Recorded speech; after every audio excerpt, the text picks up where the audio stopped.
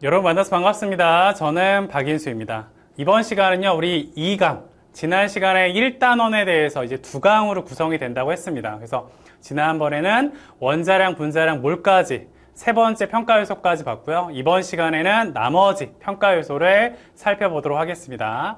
우리 교환 파일은 다 자료실에 올라가 있으니까요. 미리 프린트나 패드에 넣어서 꼭 문제 풀고 따라오시면 되겠습니다. 마찬가지로 2번, 4번과 5번.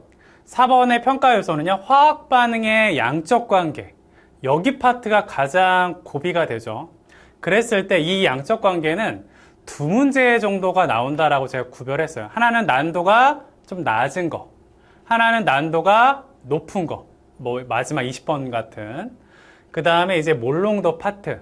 이렇게 해서 했을 때 우리가 4번, 5번의 평가 요소는 작년부터 보면 출제가 안 된 적이 없습니다. 그러니까 이번 수능에서도 두 문제 또는 한 문제는 반드시 출제가 된다라고 생각하시고 여러분들 대비하셔야 합니다. 여기는 전통적으로 가장 어려운 문항들이었어요. 그런데 워낙 이제 이 교육과정에 해당되는 것뿐만 아니라 전 교육과정에서도 있었던 내용이다 보니까 워낙 많은 문제들이 시중에 있습니다. 이런 모의고사, 문제집 같은 곳에. 하지만 가장 최근 9월의 경향성이 제일 중요한데 어떤 문항들이 출제가 됐고 어떤 부분들을 여러분들이 대비하셔야 되는지는 좀 이따 문제를 풀면서 얘기하도록 할게요. 일단은 이번에 난도가 낮은 거와 높은 거를 제가 조금 구별하기 위해서 먼저 간단히 문항을 좀 보여주고 이제 핵심 개념을 정리할게요. 먼저 난도가 낮은 거는 일단 왼쪽은 올해 6월 모의평가, 그 다음 오른쪽은 9월 모의평가 문제입니다. 쉬운 거로는요, 얘는 3번에 6월 달에 출제가 됐던 이런 형태, 화학 반응식을 꾸미고 좀 간단하게 풀 수 있는. 그 다음에 또 하나는 이번에 3번 구모에 이렇게 어떤 실린더 자료를 주고 여러분들이 할 거는 마찬가지로 화학 반응식을 세워서 어떤 부피에 대한 값, 이거는 아보가드로 법칙으로 해결하면 되는데 이번에 주의할 거는 이렇게 고체가 있어요. 이런 고체는 아보가드로 법칙에 적용이 안 된다라는 거에 주의하셔야 했던 문항이 되겠습니다. 그 다음에 난도가 높은 문항으로는 왼쪽과 오른쪽, 왼쪽은 일단은 6모에 20번이었어요. 그 다음에 9모에 20번. 지금 보면 6모와 9모에 문항의 번호까지도 일치합니다. 그러니까 올해 수능도 거의 비슷할 확률이 높겠죠. 그래서 20번에 출제가 되었던 6모 문제, 이런 형태. 그 다음에 9모에서는 이렇게 표로 이렇게 자료를 제시한 형태가 있었습니다. 그렇게 해서 조금 이따가 같이 한번 풀어보도록 할게요. 먼저 양적 관계는 핵심 내용을 좀 천천히 정리하도록 하겠습니다. 우리가 화학 반응식에서 중요한 거 다 알고 있죠? 개수의 비는 뭐와 같다? 반응의 몰비와 같다. 그 다음에 기체인 경우에는 뭐와 같다? 부피비와 같다. 그 다음에 용어 중에 한계 반응물이라는 게 있었죠? 한계 반응물이라는 건 뭐냐면 먼저 소비되어 없어지는 물질이다. 그러니까 먼저 없어지는 거죠. 근데 우리가 이 한계 반응물을 찾을 때 이런 걸로 활용해도 좀 편하게 찾을 수 있습니다. 그러니까 개수분의 반응물의 양이 가장 작은 게 반응물 중에서 한계 반응물이에요. 무슨 말이냐면 지금 반응 전에 1몰, 5몰이 있어요. 그럼 여기 1대 3대 2잖아요. 그러니까 결론적으로 얘가 1몰 반응하고, 써놓을까요? 1몰 반응하고 얘는 3몰 반응할 겁니다. 그 다음 얘는 이제 2몰이 생성이 될 텐데, 그럼 여기서 한계 반응물은 얘잖아요. 근데 이걸 이용하면 개수 1이죠. 1분의 반응물의 양이니까 1분의 1. 얘는 3분의 5. 그러니까 얘가 더 적죠. 그러니까 더 적은 게 한계 반응물이다. 이렇게 찾으셔도 무방합니다. 그럼 얘는 이제 없는 거고 얘는 이제 2몰이 남는 거고 얘는 2몰이 생겼다 라고 생각하시면 되겠습니다. 다음으로 갈게요. 그 다음에 이제 두 번째, 우리가 중요한 법칙이 있습니다. 하나는 질량 보존 법칙. 중학교 때부터 워낙 들어왔던. 또 하나는 일정 성분비의 법칙. 이것도 중학교 때 나오죠. 근데 이게 화학원의 양적 관계 문제를 풀 때도 매우 중요한 키가 되는데 일단 질량 보존 법칙은 두 가지 측면에서 여러분들이 잘 보셔야 합니다.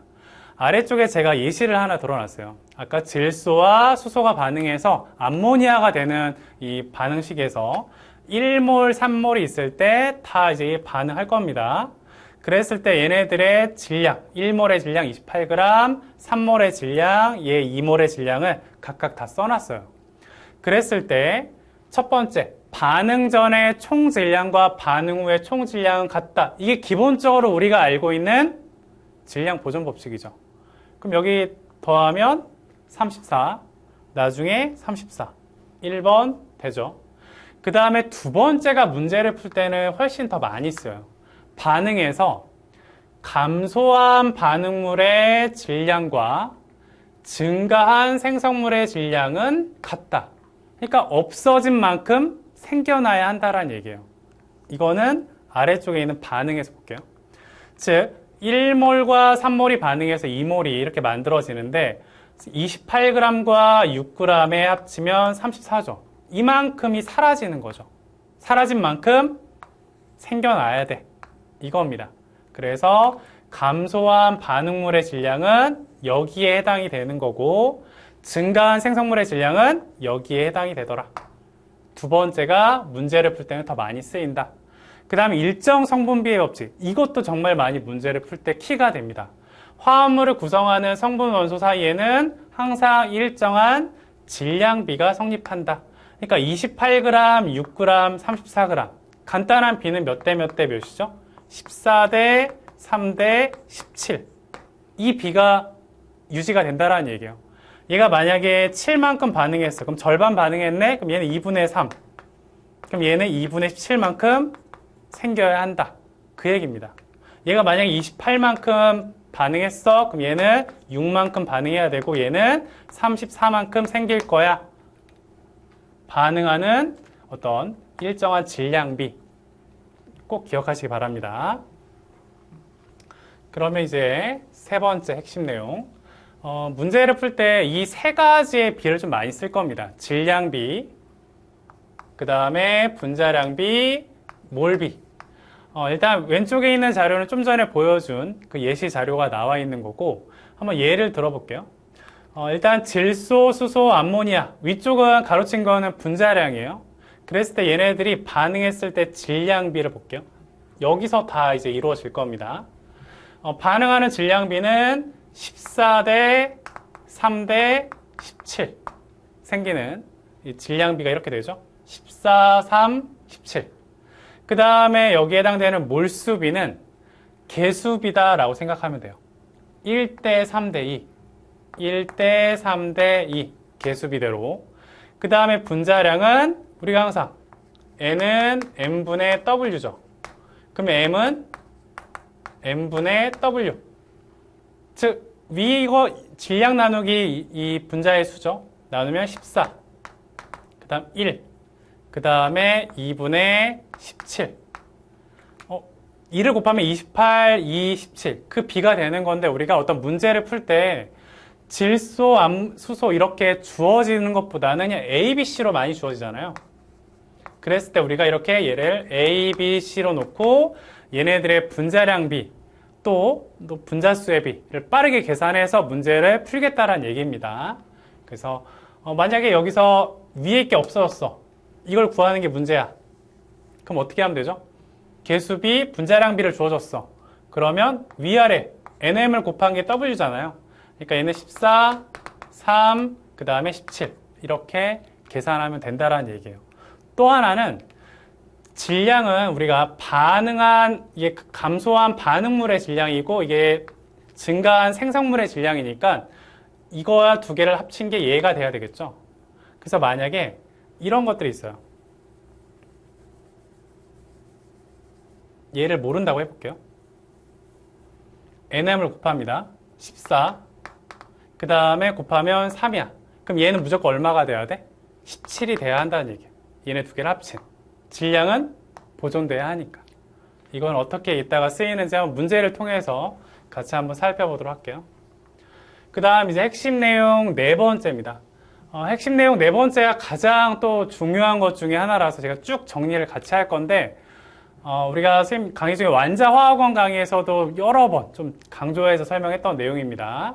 우리가 화학 반응식에서 델타 N이라는 게 중요합니다. 그러니까 반응 전후의 몰수 변화입니다. 만약에 질소와 수소와 암모니아가 반응하는 반응에서 만약에 몰수 변화 델타 N은 얼마냐면 지금 반응 전에 총 몰수가 4몰이 있어요. 4몰. 그 다음에 반응 후에는 반응해서 이제 2몰이 되는 거죠. 그랬을 때 델타 N에 해당되는 값은 얼마가 되냐면 2가 되는 거죠. 그 다음에 여기서는 볼게요. 이제 2몰, 8몰이에요. 그럼 여기서 일단은 몇 몰이 반응하냐면 당연히 얘가 이제 2몰이 반응해야 되겠죠. 또는 아까 제가 얘기해 준 대로 개수분의 반응물의 양 1분의 2니까 2, 얘는 3분의 8이니까 2. 얼마니까 얘가 더 적잖아요. 얘가 한 개 반응물입니다. 얘는 6몰, 얘는 4몰. 그래서 얘는 2몰 남고 얘는 4몰이 생기더라. 그럼 델타 N에 대한 값을 계산하면 여기는 이제 10몰이 되는 거죠. 반응 전의 총. 그 다음에 여기는 6몰이 되는 거죠. 그럼 이때 델타 N은 얼마가 되냐면 4가 됩니다. 이게 델타 N이에요. 반응 전후의 몰수 변화. 근데 이 델타 N이 뭐에 비례하냐면 기체인 경우에는 온도 압력 일정한 조건 하에서는 부피에 비례합니다. 우리 아보가드로 법칙에 따라서. 그 다음에 또 뭐에 비례하냐면 반응한 양에도 비례해요. 또 생성된 양도 비례합니다. 무슨 말인지는 이 자료를 통해서 볼게요. 우리가 이렇게 일단 델타 N을 구했는데 델타 N이 몇 배죠? 여기는 2고 4입니다. 2배입니다. 2배가 되면 당연히 반응한 양도 몇 배가 돼야 돼? 2배가 된다라는 얘기죠. 얘가 28g 반응했고 6g 반응했어요. 얘는 56g, 12g. 몇 배씩? 2배씩. 그 다음 생긴 것도 생성물도 2배씩.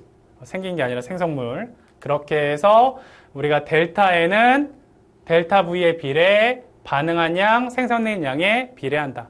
그럼 다시 말하면 델타 N이 똑같다라는 얘기는 같은 양만큼 반응했다라는 얘기죠.